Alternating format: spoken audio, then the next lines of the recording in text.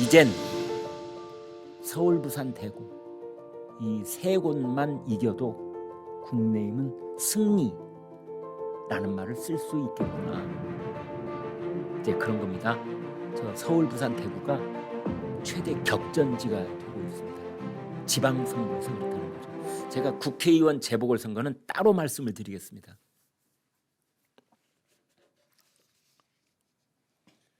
오늘로써 딱 50일 남았습니다. 지방선거까지. 한 달하고 20일 남았습니다. 이제 민주당은 전국을 파랗게 물들이자. 정청래 대표가 그랬어요. 이제 국민의힘은 서울, 대구, 부산 이건 지키겠다. 이제 전문가들은 투표율이 마지막 변수다. 그런 말을 하고 있습니다. 광역단체장 선거가 지난번 지방선거에서는 17곳이었습니다. 17곳. 그런데 이번에 광주하고 전남이 하나가 됐습니다. 그래서 그 전라남도하고 광주가 하나가 되는 바람에 한 곳이 줄었어요. 그래서 지금은 16곳.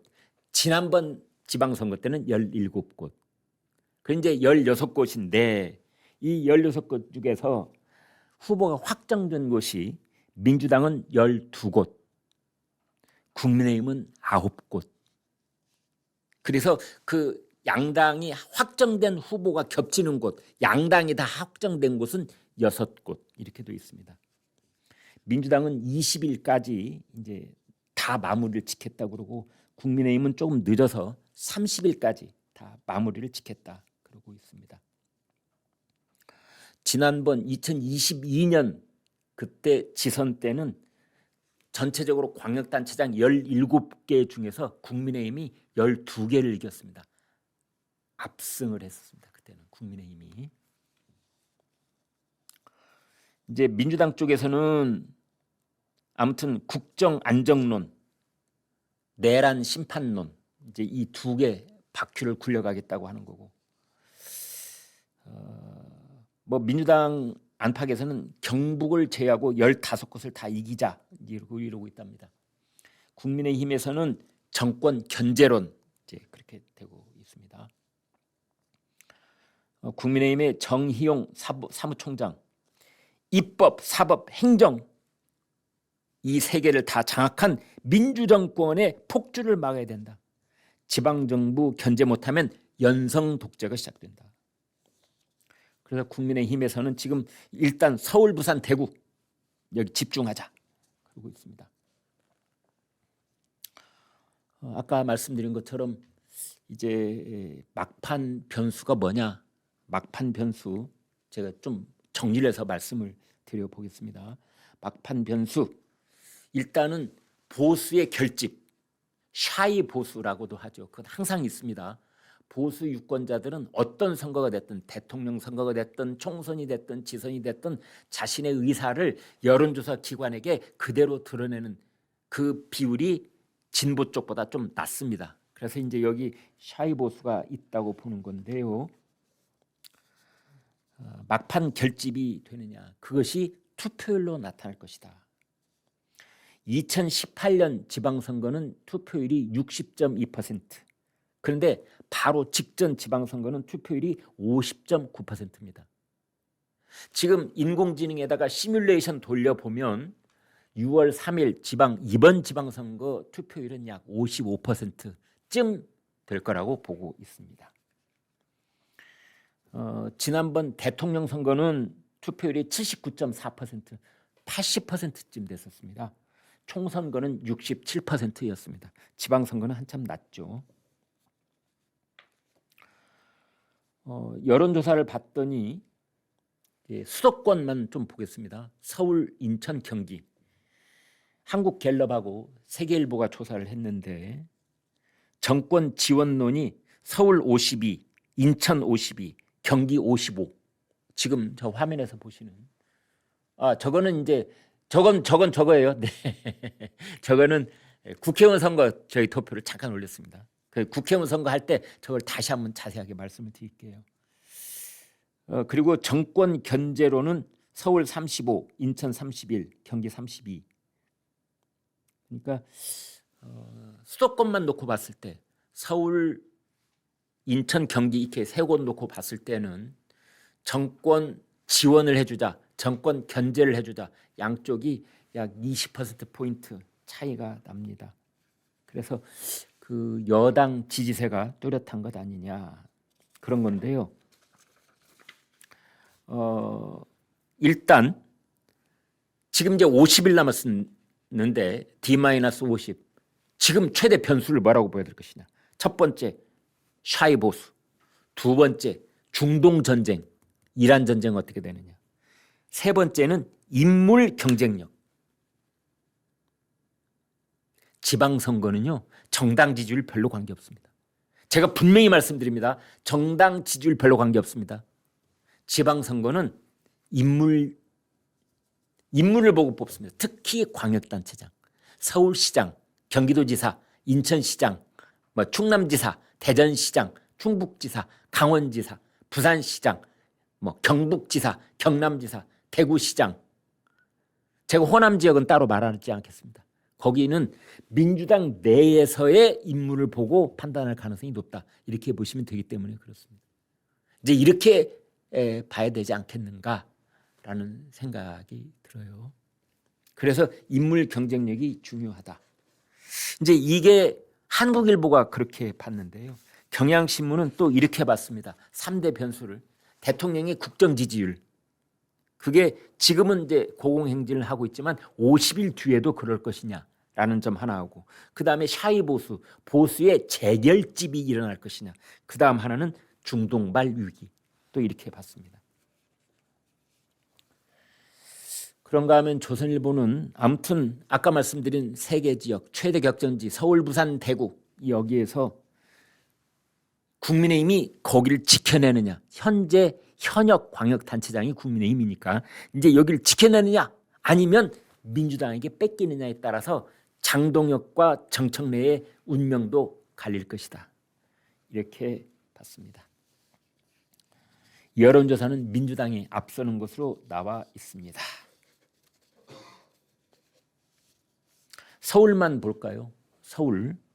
이제 국민의힘에서는 민주당 정원호 후보는 구청장 출신으로 중량감이 부족하다. TV 토론이 벌어지면 여야 사이에 서울시장 여당 야당 후보 사이에 TV 토론이 벌어지면 해볼 만하다. 그리고 정원호에게 제기됐던 여러 가지 의혹, 칸쿤 의혹, 그다음에 여론조사 도용 의혹, 여러 가지 있잖아요. 왜곡 의혹 이런 것들 다 재검증이 될 것이다. 이제 부산에서 보면은 현재 분위기, 초반전 분위기, 지금 이제 선거운동이 이제 막 시작됐다고 볼 수 있기 때문에 초반 분위기라고 할 수 있는데, 현재 초반 분위기는 민주당이 약간 우세한 건 맞지만, 그러나 이제 선거가 막 본격화되고 있으니까 양쪽에 대진표가 확정이 돼 있기 때문에 민주당의 전재수 후보 통일교 연루 의혹이 다시 주목을 받을 것이다. 박형준 현 국민의힘 후보이자 현 부산시장은 보수 통합, 중도 외연 확장 여기에 관심을 둘 것이다. 결국은 부산의 중도층 유권자를 어떻게 투표장으로 나오시게 하며 그분들이 미워도 다시 한번 하고 국민의힘을 찍을 수 있게 할 것이냐 여기에 달려 있다. 그리고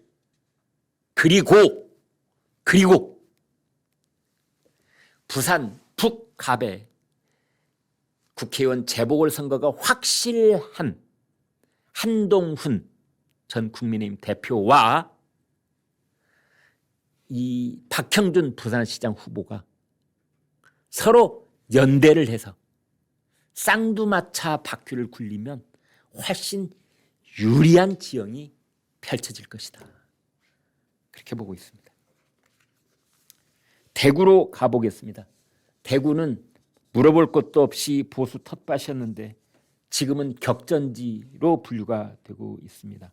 국민의힘이 4월 26일 후보를 확정한다고 합니다. 앞으로 열흘 하고 이틀이 지난 후에 이제 확정이 됩니다. 민주당은 이렇게 보고 있습니다. 현재 지지율은 민주 대 국민의힘이 대구에서 민주당 30, 국민의힘 50이지만 그러나 인물론으로 놓고 봤을 때는 당 지지율은 국민의힘이 대구에서는 더 높게 나오지만 인물로 봤을 때는 김부겸이 국민의힘 쪽 누구를 갖다 놔도 앞서 있는 것 아니냐 이렇게 보고 있습니다. 그런데 김부겸 본인은 뭐라고 하고 있느냐. 지금 국민의힘 쪽 후보들이 난립한 상태에 있어서 무응답층이 많이 나오고 있지만 그러나 그런 요소들을 다 재조정해서 분석을 해보면 팽팽하다고 봐야 된다라고 김부겸 후보는 그렇게 말을 했습니다. 그래서 이제 국민의힘이 후보가 단일 후보로 되고 또 무소속으로 누가 나온다고 했을 때 주호영이나 가령 예를 들면 이진수 후보가 무소속으로 나온다고 했을 때 그게 막판에 후보 단일화가 되면 그때는 대구 역시 성난 지지자들의 마음이 달래지지 않겠느냐 그랬는데요. 오늘 나경원 의원이 이렇게 말했습니다. 나경원 의원이 뭐라고 했느냐. 국민의힘 짠하다라는 말에서 희망을 갖는다. 나경원 의원이 여기저기 다니면서 이제 지지자들을 만나보면은 이런 말을 한답니다. 아유 고생해서 어째 세금을 어쩌려고 해. 대통령이 왜 이스라엘을 그랬대 라면서 나라 걱정을 한다. 국민의힘 참 짠하다라는 말에서 희망을 본다. 이제 그런 말을 했어요. 여러분 선거 막판에요. 이 동정론이라고 하는 것이 정말 대단한 힘을 발휘할 때가 참 많습니다. 정말을 그렇습니다. 그래서 왜 유튜브 중에서도 신동엽 개그맨이 그거 하나요? 짠한 형? 그렇습니까? 예, 짠한 형. 짠하다는 마음이 뭐 동서고금 다 비슷한 측면이 있겠습니다만 특히 우리나라 정서상 짠하다. 아유 안 됐네. 이 마음 굉장히 막판에 중요한 변수 역할을 합니다.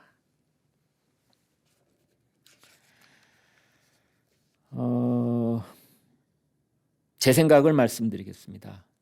선거에는 이런저런 금언이 참 많습니다. 그중 하나가 선거일 50일 앞두고 격차가 15%포인트 이상이면 절대 뒤집어지지 않는다라는 말도 있습니다. 그러나 예외 없는 법칙은 없습니다. 선거 분석은 본질적으로 후일담일 뿐입니다. 마치 연초에 주식 애널리스트가 추천했던 종목들 있잖아요. 연말에 점검해보면 절반 이상이 빗나갈 때가 많습니다.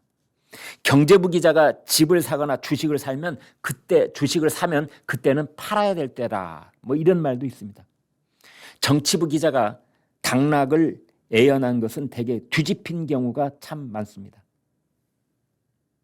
뒤집혔을 때 그때 기자는 이변이 일어났다라고 기사를 쓰면 되니까 책임을 지지 않습니다.